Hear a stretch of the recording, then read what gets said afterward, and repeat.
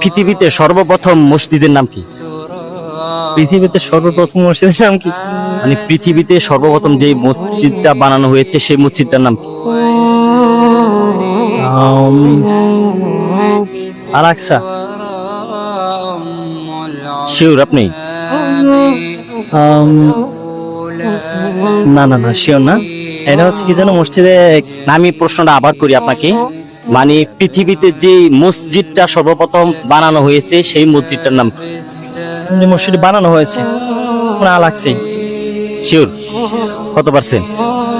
50%। 50%। প্রিয় দর্শক, আপনার সঠিক উত্তরটি কমেন্ট বক্সে অবশ্যই জানাবেন।